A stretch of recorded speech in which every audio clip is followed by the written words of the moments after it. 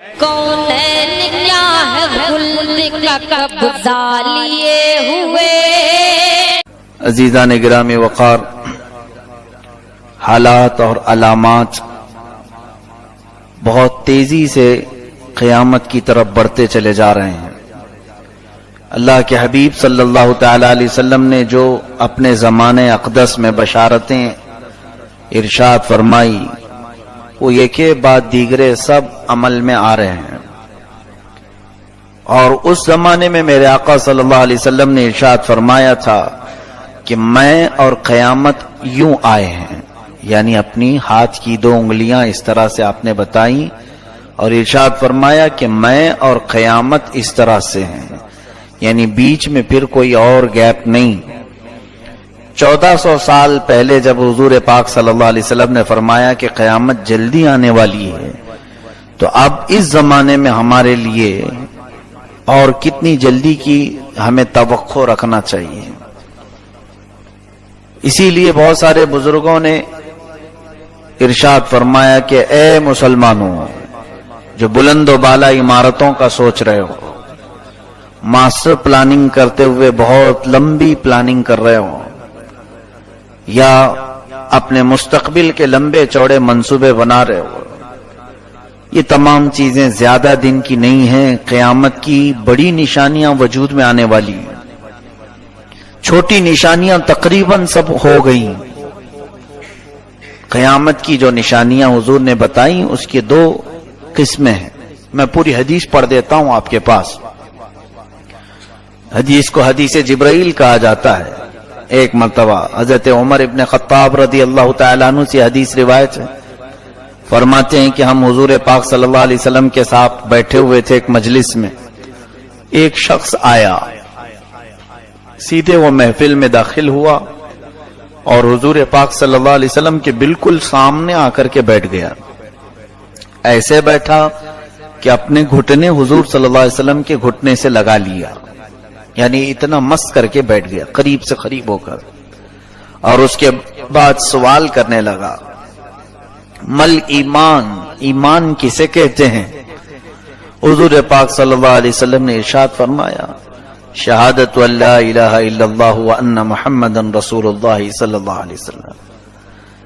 یعنی حضور پاک صلی اللہ علیہ وسلم نے ایمان کی تفصیل بتائی کہ ایمان یہ ہے کہ اللہ تبارک و تعالیٰ پر ایمان لانا، اور اس کے ملائکہ اور اس کی کتابیں، اس کے رسول، قیامت کے دن تقدیر پر، مرنے کے بعد دوبارہ زندہ ہونے پر یقین رکھنا، یہ ایمان ہے۔ پھر اس آئے ہوئے شخص نے، محفل ہے صحابہ کی، دوسرا سوال کیا، مل اسلام، اسلام کسے کہتے ہیں؟ تب حضور پاک صلی اللہ علیہ وسلم نے یہ ارشاد فرمایا، اس بات کی گواہی دینا کہ اللہ ایک ہے، اس کے سوا کوئی معبود نہیں، محمد صلی اللہ علیہ وسلم اللہ کے رسول ہیں، نماز قائم کرنا، زکوٰۃ دینا، حج کرنا اور روزے رکھنا، یہ اسلام ہے۔ اچھا، جب حضور صلی اللہ علیہ وسلم جواب بتاتے تھے تو وہ آیا ہوا شخص جو سوال کرتا تھا وہ یہ کہتا تھا، صدقت یا محمد، اے محمد صلی اللہ علیہ وسلم آپ نے بالکل صحیح فرمایا۔ پوچھنے والا اسے کیوں کہتا ہے؟ حضرت عمر کہتے تھے کہ ہمیں تعجب ہو رہا ہے کہ خود ہی سوال بھی کرتا ہے اور خود ہی تصدیق بھی کرتا ہے۔ آخر میں اس نے پوچھا، مل احسان، احسان کسے کہتے ہیں، نیکی کس کو کہتے ہیں؟ اللہ کے نبی صلی اللہ علیہ وسلم نے جواب میں ارشاد فرمایا، ان تعبد اللہ کأنک تراہ وإن لم تکن تراہ فإنہ یراک، ایسی عبادت کرنا کہ تم اللہ کو سامنے دیکھ رہے ہو، اور اگر یہ تصور نہ آ سکے تو اس طرح عبادت کرنا کہ وہ تمہیں دیکھ رہا ہے، اللہ تو تمہیں دیکھ ہی رہا ہے۔ تو اس کیفیت کا نام احسان ہے، عبادت اس طریقے سے کرنا۔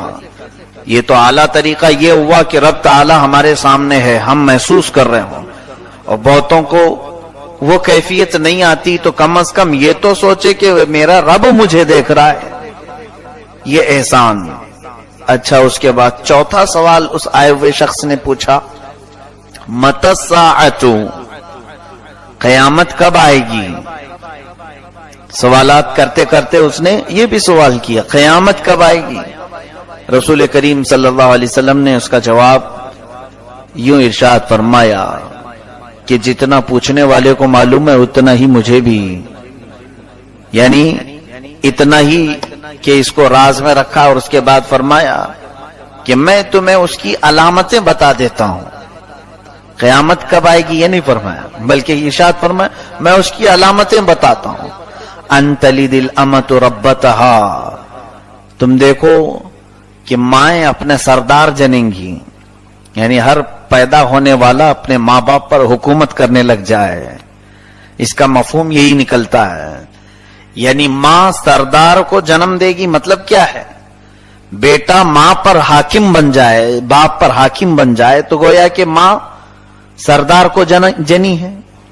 پھر دوسری علامتوں میں حضور اکرم صلی اللہ علیہ وسلم فرماتے ہیں تم دیکھو گے کہ ننگے چرواہے کم ذات کے لوگ بڑی بڑی بلڈنگوں میں رہنے لگ جائیں گے، ننگے پیر چلنے والے کم ذات کے لوگ جو پہلے ان پڑھ تھے لیکن وہ بڑی بڑی عمارتوں میں فخر کریں گے اور حکومتیں ان کے ہاتھ میں آئیں گی، یہ بھی علامتوں میں حضور نے فرمایا۔ گانے باجے کی کثرت ہوگی، زنا عام ہو جائے گا، پھر اس کے بعد بہت ساری علامتیں ہیں۔ اللہ کے حبیب صلی اللہ علیہ وسلم نے جب یہ فرمایا تو اس شخص نے پھر کہا صدقت یا محمد، اے محمد صلی اللہ علیہ وسلم آپ بالکل صحیح فرما رہے ہیں۔ اس کے بعد وہ محفل سے اٹھ کر کے چلا گیا۔ حضرت عمر فاروق رضی اللہ تعالیٰ عنہ فرماتے ہم میں سے کوئی اس کو جانتا نہیں تھا، اور اس کے چہرے پر سفر کے آثار بھی نظر نہیں آ رہے تھے کہ باہر سے آیا ہوگا، تو پھر یہ کیا ہے؟ وہ چلے گئے، وہ محفل سے چلا گیا۔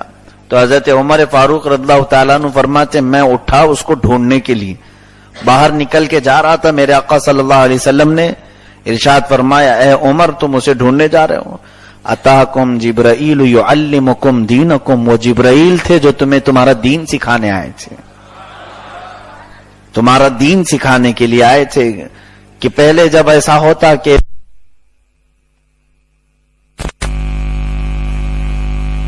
میرے آقا صلی اللہ علیہ وسلم کے دربار میں تو جبرائیل امین آتے، سارے لوگ بیٹھے ہوتے، وہ خود انسانی شکل میں آتے، کسی صحابی کی شکل میں آتے اور سوالات کرتے حضور سے، اور میرے آقا جواب دیتے، تو فائدہ سارے صحابہ کو ہوتا اور وہ پھر چلے جاتے تھے۔ تو اب اس حدیث میں رسول پاک صلی اللہ علیہ وسلم نے جو علامات بیان فرمائی وہ تو تقریباً بہت پہلے ہی ظاہر ہو گئی۔ ماں باپ ایسے بچوں کو جنم دیں جو ان پر حکومت کرے، یہ تقریباً بہت سارے گھروں کی بات آج ہو چکی ہے۔ والدین کی نافرمانیاں کثرت سے کی جا رہی ہیں، ایسے کہ بچے اب ماں باپ کو جھڑک کر بات کرنے کو کوئی عیب بھی نہیں سمجھتے، بلکہ ابھی اس کو فیشن سمجھا جانے لگا۔ بلکہ عام نوجوان یہ سوچتا ہے ارے یہ بڈھا بڈھی ہیں، ان کے زمانے کا تھوڑی نہ ابھی چل رہا ہے، ابھی ہمارا زمانہ چل رہا ہے، وہ اپنے اعتبار سے ہم کو ہانکنے کی کوشش کریں گے، میں پیچھے کا تھوڑی نہ دیکھ کر کے چلوں گا، مجھے اپنے زمانے کے لوگوں کے ساتھ چلنا ہے۔ یہ سارے خیالات اگر کسی مسلمان بچے کے دل میں آتے ہیں تو اس کے لیے بہت بڑی لعنت ہے، نحوست ہے اس کے لیے۔ میرے آقا صلی اللہ تعالی علیہ وسلم ارشاد فرماتے ہیں اگر مجھے خبر لگ جائے کسی گھر میں والدین کا نافرمان رہتا ہے تو میں اس گھر کو آگ لگا دوں، آگ لگا دوں۔ اللہ کے حبیب صلی اللہ تعالی علیہ وسلم دنیا میں یہ اس کا انجام ہو سکتا ہے۔ آپ سوچئے کہ والدین کے متعلق قرآن پاک میں اللہ تعالیٰ نے جب بھی ارشاد فرمایا اپنے ذکر کے بعد ڈائریکٹ والدین کا ذکر، وَقَضَى رَبُّكَ أَلَّا تَعْبُدُوا إِلَّا إِيَّاهُ وَبِالْوَالِدَيْنِ إِحْسَانًا۔ اللہ فرماتا ہے تمہارے رب نے یہ حکم فرما دیا ہے کہ تم سوائے اپنے رب کی کسی کی عبادت نہیں کرو گے اور پھر والدین کے ساتھ اچھا سلوک کرو گے۔ سوچیں آپ، اپنی عبادت کا ذکر فرمایا، اس کے بعد پھر کس کا ذکر آیا؟ والدین کا۔ کئی جگہ کئی آیتوں میں اپنی عبادت کے بعد ڈائریکٹ والدین کے ساتھ حسن سلوک کا۔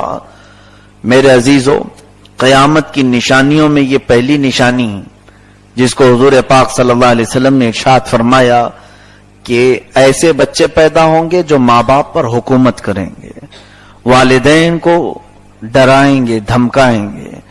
اور بہت سارے ایسے بوڑھے ہیں آج جو بیٹا کہے اٹھ تو اٹھیں گے، بیٹھ تو بیٹھیں گے. یعنی ایسی وہ قسم پرسی کی زندگی گزار رہے ہیں کہ ان کی لاچاری اور ان کی مجبوری کا بچے فائدہ بھی اٹھاتے ہیں کہ باپ جب کمزور ہو جاتا ہے تو بچے بوجھ سمجھنے لگ جاتے ہیں. بوجھ سمجھ کر کے اس کے لیے ایسے تانے کسے جاتے ہیں. بلکہ اگر باپ اپنے بیٹے سے 2 مرتبہ کسی چیز کو پوچھ لے تو بیٹا بھڑک جائے. ابا عقل ہے یا نہیں؟ کتنی مرتبہ پوچھتے ہو؟ ابھی تو بتایا تھا، پھر آپ پوچھ رہے ہو. آپ کو معلوم نہیں کہ جیسے جیسے عمر بڑھتی ہے ذہن میں کچھ نہ کچھ توازن میں خرابیاں آنا شروع ہوتی ہیں. وہ بہت کم لوگ ہیں جن کو اللہ تعالی موت تک جن کی حفاظت فرماتا ہے، ورنہ بڑھاپے میں ذہن ساتھ چھوڑتا ہے، اپنے پہچان میں نہیں آتے. بلکہ بسا اوقات ایسا ہوتا ہے کہ انسان اپنا نام تک بھول جاتا ہے، اپنے خود کے نام بھول جاتا ہے، اور اس کے بعد چیزیں جو دیکھتا ہے وہ ذہن سے غائب ہونے لگتی ہیں. اسے ایسا لگتا ہی نہیں کہ میں نے کوئی چیز اس سے پوچھی تھی. تو خدا را کبھی والدین کے ساتھ ایسے معاملات ہوں کہ اگر آپ کی بوڑھی ماں یا بوڑھا باپ آپ سے کوئی دوسرا سوال کرے، یعنی پوچھا تھا کوئی ایک چیز کہ بیٹا کہاں جا رہے ہو، بتا دیا آپ نے آفس جا رہے ہیں. تھوڑی دیر کے بعد پھر پوچھا بیٹا کہاں جا رہے ہو، آپ نے جواب دیا آفس جا رہے ہیں. پھر ان کے ذہن حافظے پر فرق ہوتا ہے. بیٹا کہاں جا رہے ہو، بھڑک جائے ہیں، چلا دیں. خاموش ایک کونے میں بیٹھ نہیں سکتے ہو، بار بار پوچھے جا رہے ہو. ابھی تو بتایا پھر پوچھتے ہو. بلکہ یہاں فرما برداری کا معاملہ یہ ہے کہ آپ انہیں احساس بھی نہ ہونے دیں، ہر بار ویسا جواب دیں جیسے پہلی مرتبہ دیا تھا.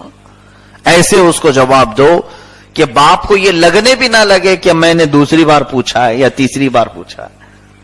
بلکہ جب بھی جواب دو اس انداز سے دو کہ باپ نے ابھی مجھے پہلی مرتبہ پوچھا ہے. اور اسی لیے کہ رب تبارک و تعالیٰ تم ہم سے یہ امتحان لے رہا ہے، یہ آزمائش کی گھڑی ہے ہر انسان کے لیے کہ آپ جب گود میں ہوتے ہیں ماں باپ کے، جب ابھی ہکلاہٹ سے تتلاہٹ سے بولنے کی عادت ہوتی ہے، ایک ایک چیز کو آپ پکڑتے ہیں، بار بار اپنے ابا سے پوچھتے ہیں ابا اس کو کیا کہتے ہیں، ابا یہ کیا ہے.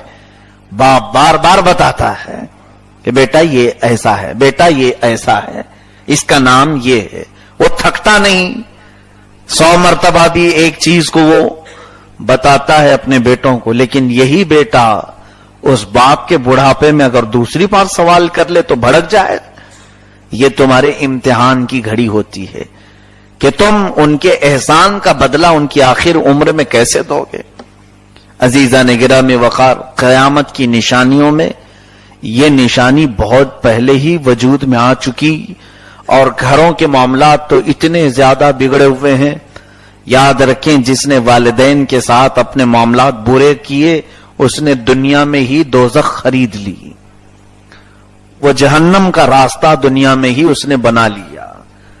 یہ میں نہیں کہہ رہا ہوں، حدیث پاک میں ہے جس کے والدین اس سے خفا ہیں، اس سے ناراض ہیں، اس کا دنیا سے ایمان کے ساتھ رخصت ہونا بھی مشکل ہے.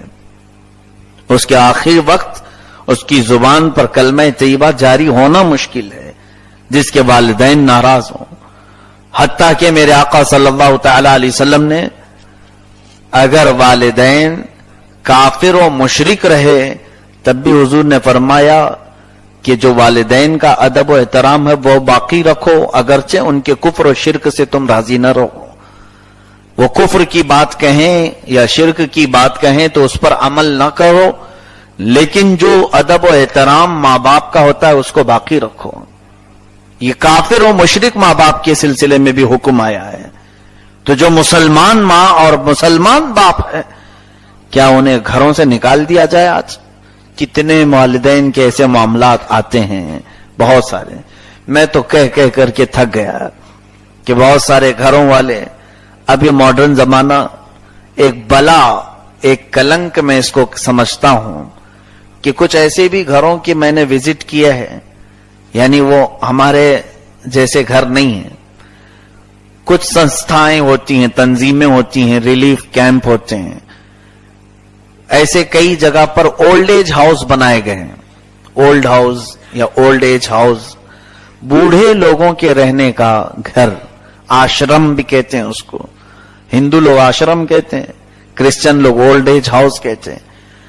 ऐसे कई सेंटर में मैं जा चुका हूं, हमारे शहर में भी, यहां मुंबई में भी, जहां पर बूढ़े लोगों को लाकर के छोड़ दिया जाता। अरब में तो ये आम सी बात हो गई अभी कि माँ बाप को बच्चे रखते नहीं है, ओल्ड एज हाउस में डाल के आते हैं कि शादी के बाद खलल अंदाजी होती है, माँ बाप का साथ में रहना, लोग ये समझते हैं वो खलल अंदाजी करते हैं, हमारी प्राइवेसी खत्म होती है, वो हर काम में किट किट करते रहते हैं, हमारी नई नवेली जिंदगी होती है कड़वी हो जाती है।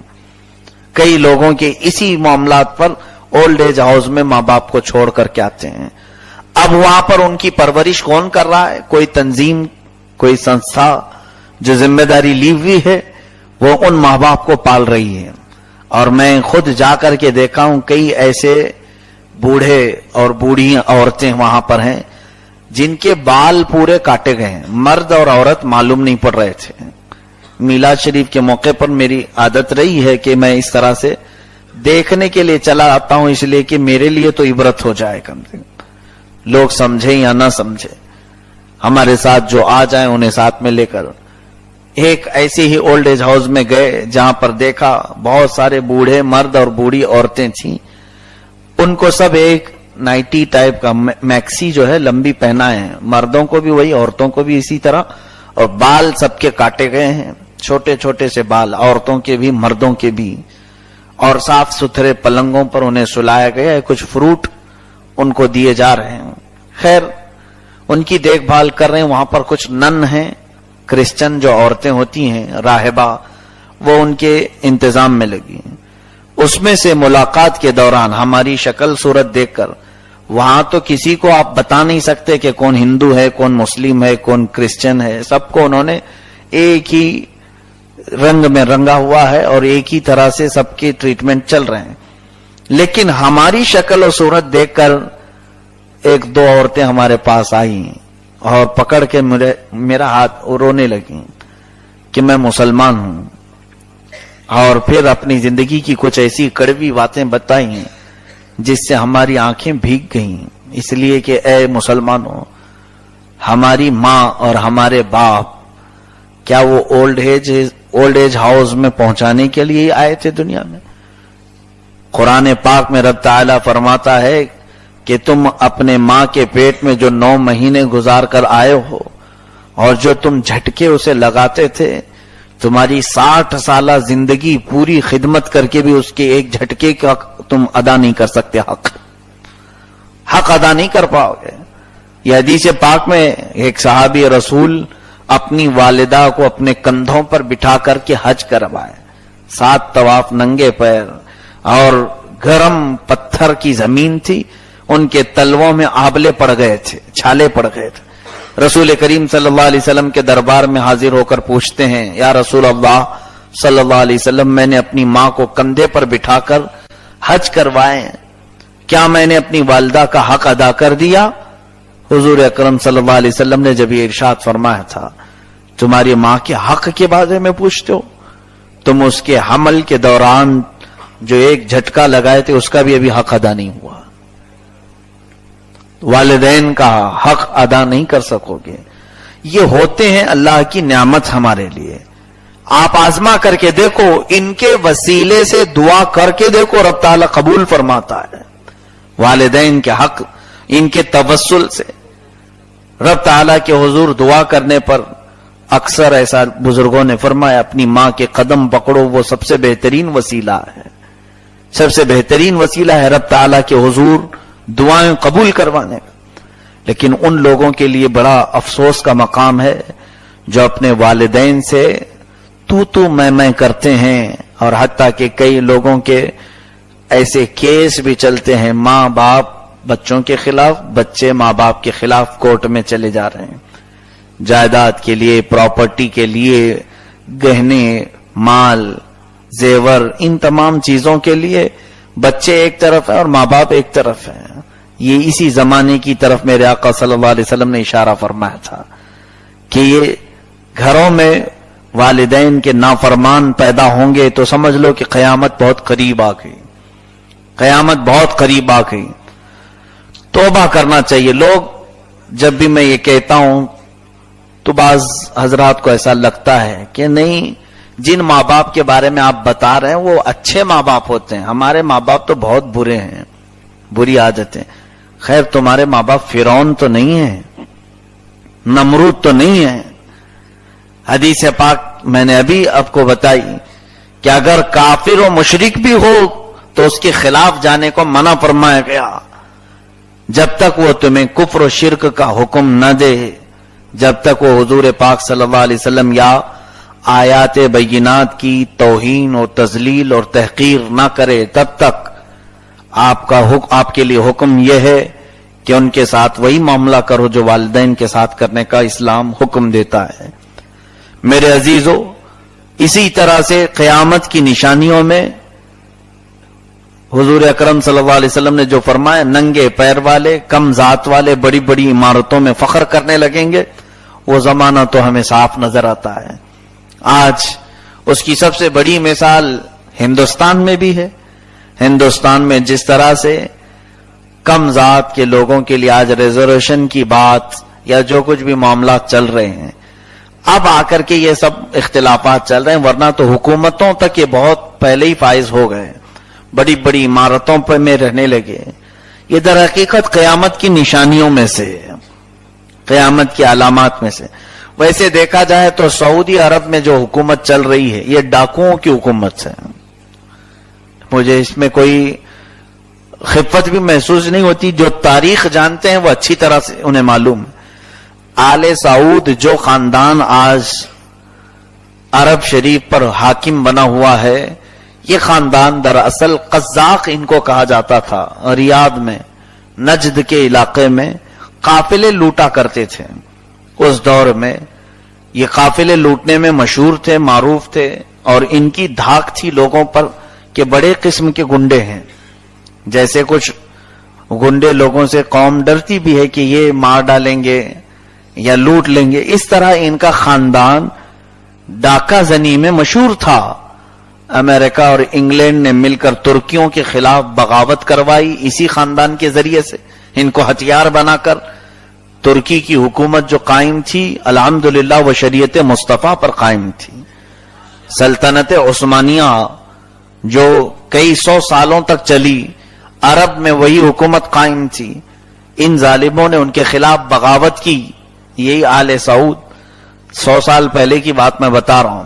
بغاوت کر کے ایسے جنگ چھیڑا انہوں نے، عرب میں قتل و خون کا بازار گرم کر دیا.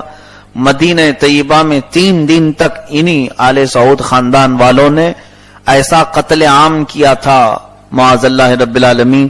مدینہ طیبہ کی عورتوں کو انہوں نے اپنے لیے حلال کر لیا تھا، اور وہاں جنت البقیع پر پورا بلڈوزر چلوایا. جو بڑی بڑی قبریں بنی ہوئی تھیں، سیدہ فاطمہ الزہرا رضی اللہ تعالیٰ عنہا کا تو گنبد تھا، اس پر سب انہوں نے بلڈوزر چلا دیا، ایسے کہ ساری قبروں کو ایک ساتھ ڈھا دیا. کیا نام لے کر کے؟ توحید کا نام. یہ سب شرک ہو رہا ہے، یہ سب بدعت ہو رہی ہے. اس نام سے کرتے کرتے یہ در حقیقت قیامت کی نشانیوں میں سے ہیں کہ لوٹ مار کرنے والے، کم ذات کے لوگ، ڈاکہ زنی کرنے والے حکومتوں پر قابض ہو جائیں گے. تو آج وہ ہمیں دیکھنے کو ملا. اور یہ نام سعودی نہیں تھا، انہوں نے اپنے خاندان کے نام سے اس ملک کا نام سعودی عربیہ رکھا. یہ تو صرف عرب شریف ہے، اس کا نام حجاز ہے. میرے آقا صلی اللہ علیہ وسلم کا جو خطہ ہے، جو علاقہ ہے، مکہ مکرمہ، مدینہ طیبہ، جدہ، یہ علاقہ حجاز کہلاتا ہے. اور ریاض، قزیم، یہ سب جگہ جو ہیں یہ نجد کہلاتے ہیں. تاریخ میں جب بھی آپ اٹھا کر کے دیکھیں گے، ہسٹری میں حجاز اور نجد دو ہی نام ملیں گے. سعودی تو یہ اب کی ایجاد ہے، یا اب انہوں نے نیا نام رکھا. خیر، میرے بتانے کا مطلب یہ ہے کہ ہر جگہ پر جو حکمران آج قابض نظر آتے ہیں، یہ چھوٹی ذات کے لوگ ہیں، اشراف میں سے نہیں. یعنی اعلی خاندانوں میں سے، نیک پاک باز لوگوں میں سے یہ لوگ نہیں ہیں. اکثر ملکوں کے حالات ہی ہیں. ہمارا ملک بھی ایسا ہی ہے. ہمارے ملک میں کون بہت اشراف خاندان سے چائے بیچنے والے حکومت کر رہے ہیں. یہ بھی قیامت کی نشانیوں میں سے ہی ہے کہ حضور پاک صلی اللہ تعالی علیہ وسلم نے جو فرمایا، تقریباً ملکوں کو میں نے دیکھا ہر جگہ جو حکومت پر قابض ہیں، حکمرانی جن کے ہاتھوں آئی ہے، وہ کم ذات کے لوگ جنہیں پہننے کے لیے چپل نہیں تھے اور اس طرح کہ وہ بھیک مانگ کر کھاتے یا پھر کسی اور چھوٹے طبقے سے تعلق رکھتے، لیکن اچانک ان کے ہاتھوں میں سیاست کی باغ ڈور، قیادت کی باغ ڈور، حکومتیں آئیں. تو میرے عزیزو یہ تمام علامتیں گزر گئیں. اب اس کے علاوہ جو بڑی علامتیں آنا باقی رہ گئیں وہ چند ہی رہ گئی ہیں. مثال کے طور پر سورج کا پچھم سے نکلنا. سورج آپ کہاں سے نکلتا ہے؟ پورب سے، مشرق سے، ایسٹ. اور ڈوبتا کہاں ہے؟ ویسٹ میں، مغرب میں، پچھم میں. ایک دن ایسا آئے گا جب سورج پچھم سے نکلے گا، وہ ایک ہی دن ہوگا، اور وہ دنیا کے لیے، سارے انسانوں کے لیے آخری دن ہوگا. اس کے بعد پھر کسی کی توبہ قبول نہیں کی جائے گی. اس وقت تک جو ایمان لایا وہ مومن ہوگا، اس کے بعد کسی کا ایمان لانا فائدہ بھی نہیں پہنچائے گا. توبہ کا دروازہ بند کر دیا جائے گا، ایمان لانے کا وقت ختم ہو جائے گا. سورج جس دن پچھم سے نکلے وہ سب کی زندگی کے لیے آخری وقت ہے، آخری وقت ہے. میں شاید اس سے قبل بھی بتایا تھا، ہمارے ایک ساتھی مصر میں رہنے کے وقت وہ ایک آرٹیکل لکھی ہوئی چیز میں پڑھا تھا تو میرے بھی رونگٹے کانپ گئے کہ وہ ایک شخص نے، ایک بڑے عالم دین ہے، ان کی طرف نسبت کرتے ہوئے لکھا تھا کہ وہ عالم ربانی فرماتے ہیں کہ میں رات کے وقت شور و غل آوازیں سن رہا تھا، صبح کا وقت تھا، میں گھر کے آس پاس چیخ پکار لوگوں کی، سڑکوں پر، گلیوں پر لوگ سب جمع ہو رہے ہیں. تو میں اپنے گھر سے باہر نکلا، میں بھی بالکنی میں آیا تو میری ماں بھی کھڑی تھی اور اپنے آنچل کو آنسوؤں سے بھگو رہی تھی. میں نے دیکھا کہ یہ سب کیا معاملات ہیں، کیوں یہ سب چل رہا ہے. میں نے ماں سے پوچھا کہ یہ کیا ہے، لوگوں کا شور غوغا، ہلچل کیسی ہے، اور آپ رو کیوں رہی ہیں؟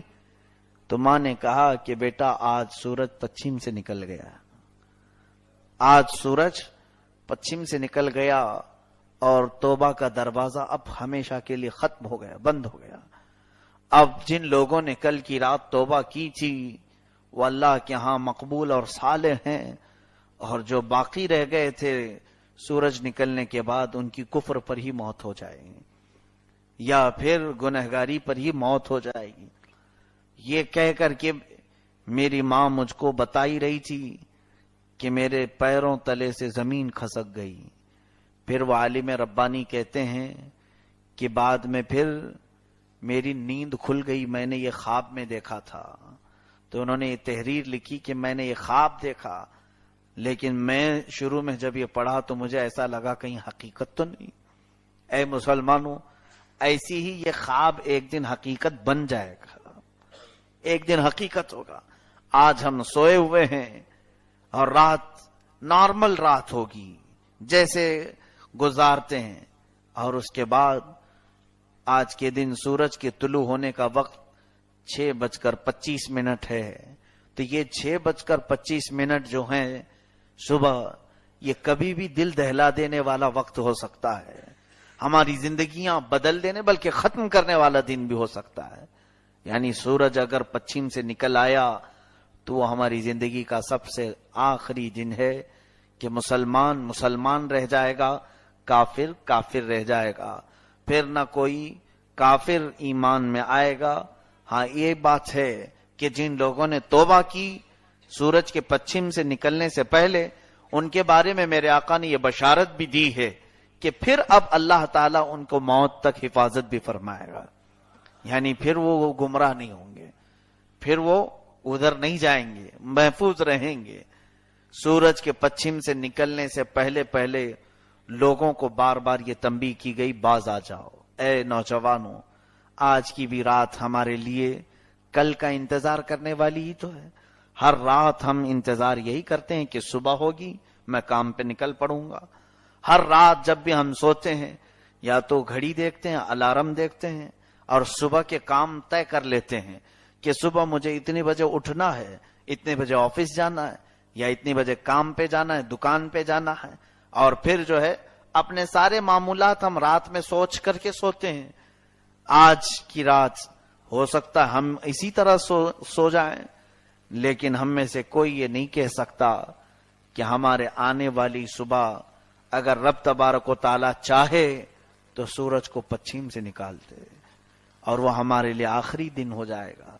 इसीलिए बुजुर्गों ने फरमाया, हर रात तौबा करके सो, हर रात तौबा करके ईमान ला करके सो, कलमे शहादत पढ़ करके सो। इसलिए कि मेरे आका सल्लल्लाहु अलैहि वसल्लम ने यह भी इरशाद फरमाया कि एक जमाना ऐसा आएगा जब लोग सुबह मुसलमान होंगे और शाम में काफिर हो जाएंगे। और हुजूर फरमाते हैं, शाम में मुसलमान होंगे, सुबह उठने तक काफिर हो जाएंगे। ये वही दौर है, सुबह से शाम तक ईमान का कोई भरोसा नहीं। कलमात जुबान से ऐसे ऐसे निकलते हैं जिसका अगर सरसरी जायजा लिया जाए तो कितने लोग तो सिर्फ जुबान की वजह से काफिर हो जाते हैं।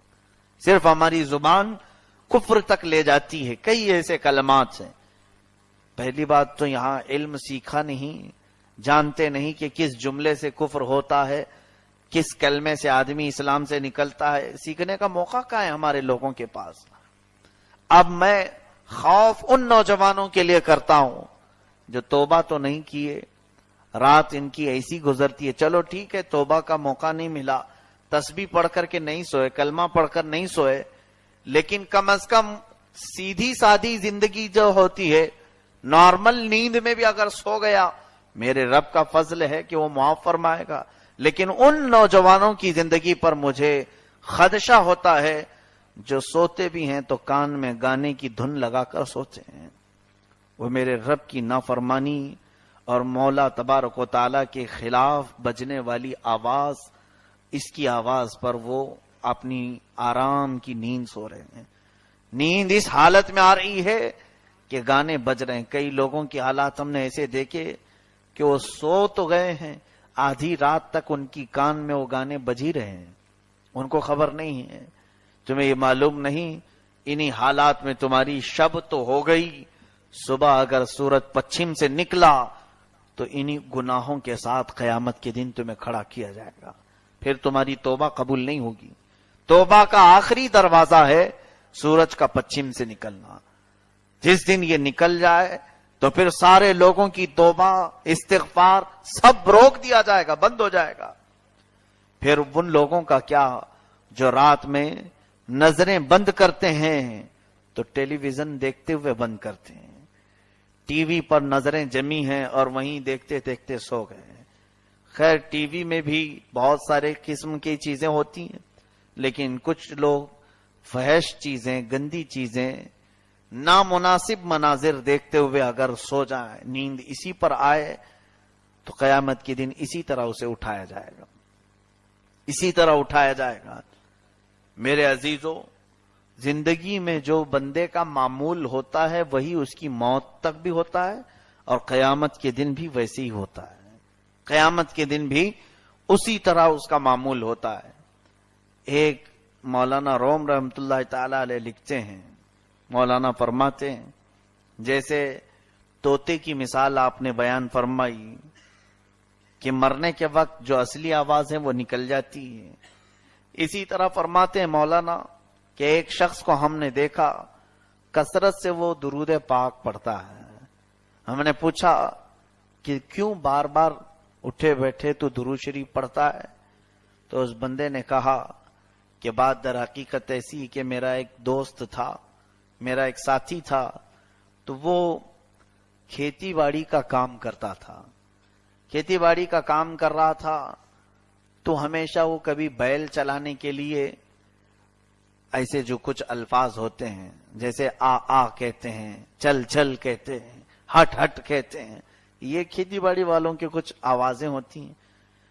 تو وہ کہتا ہے کہ میرا دوست جو کھیتی باڑی کا کام کرتا تھا، ایک دن ایسا ہوا کہ ایک جگہ سے کوئی ہوا چلی اور بھاری بھرکم سامان آیا اور اس کے سر پر گر گیا، جس کی وجہ سے اس کی موت ہوئی. لیکن ہم نے دیکھا کہ موت کے وقت جب اس کے اوپر سامان گرا تھا تو وہ یہی کہہ رہا تھا بار بار، بے ہوشی کے عالم میں تھوڑا، بیلوں کو جو ہل چلاتے ہیں، آ چل چل، ہٹ ہٹ، یہی الفاظ اس کی زبان پر جاری تھے اور اسی میں اس کی موت ہوئی. تو یہ بندہ کہتا ہے اس دن سے میں نے اپنے لیے لازم کر لیا کہ میں اٹھے بیٹھے درود پاک پڑھتا رہوں، تاکہ کسی حادثے سے بھی اگر موت ہو تو میری زبان پر درود پاک جاری.